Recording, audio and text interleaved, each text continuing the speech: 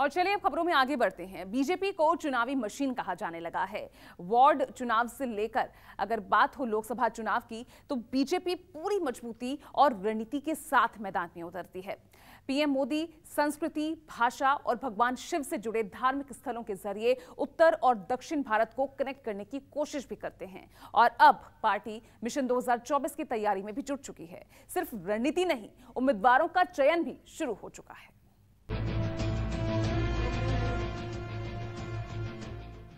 हर वक्त चुनावी मोड में रहने वाली बीजेपी गुजरात, हिमाचल प्रदेश और दिल्ली नगर निगम चुनाव के बाद आगे की तैयारी में जुट गई है।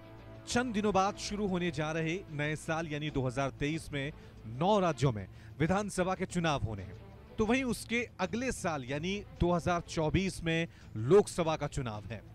बीजेपी ना सिर्फ 2024 की तैयारी में जुटी है, बल्कि उसने अभी से लोकसभा चुनाव के उम्मीदवारों की तलाश भी शुरू कर दी है और इसके लिए मौजूदा सांसदों का रिपोर्ट कार्ड भी तैयार होने लगा है। यह एक ऐसी प्रक्रिया है जिसमें जनप्रतिनिधियों की उपयोगिता और उनकी प्रभावी भूमिका सुनिश्चित की जा सके, इसलिए उनके क्रियाकलाप, उनके कार्यों की समीक्षा भी होनी चाहिए और साथ में उनकी भूमिका का मूल्यांकन और रेखांकन भी होना चाहिए। वैसे तो बीजेपी उम्मीदवार के टिकट का चयन कई चरणों में करती है, कई सर्वे भी करवाती है, संगठन से मिले फीडबैक के आधार पर रिपोर्ट कार्ड भी तैयार करती है। लेकिन मोदी युग की शुरुआत के बाद उम्मीदवारों के चयन की प्रक्रिया और कठिन हो गई है। इस बार सांसदों के रिपोर्ट कार्ड के लिए बीजेपी ने 7 मापदंड तैयार किए हैं। सांसद जनता के बीच कितना रहे, जनता में कितनी स्वीकार्यता, अपने क्षेत्र में कितने लोकप्रिय, सांसद निधि का इस्तेमाल कैसे किया, सरकार की योजनाएं पहुंची या नहीं, कामकाज जनता तक पहुंचा या नहीं, जनता के साथ व्यवहार कैसा रहा। बीजेपी मानती है कि विकास के मुद्दों के साथ क्षेत्रीय आधार पर उम्मीदवार का मजबूत होना जीत की गारंटी है। बीजेपी के सांसद गोपाल शेट्टी कहते हैं, इस तरह के रिपोर्ट कार्ड से नेता जनता के बीच रहते हैं और इससे पार्टी को चुनाव जीतने में मदद मिलती है।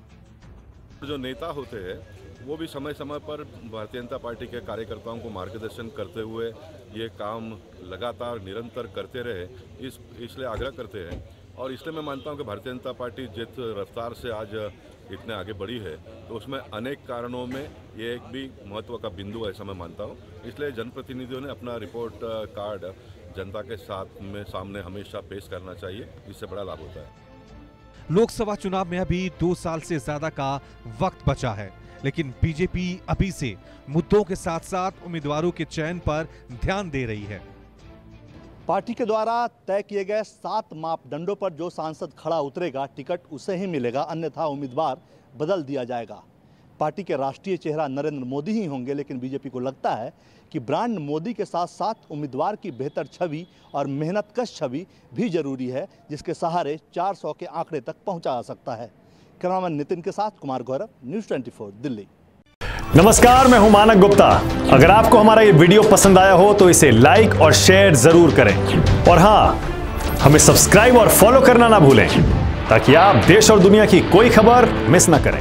तो जुड़े रहिए हमारे साथ और देखते रहिए न्यूज़ 24।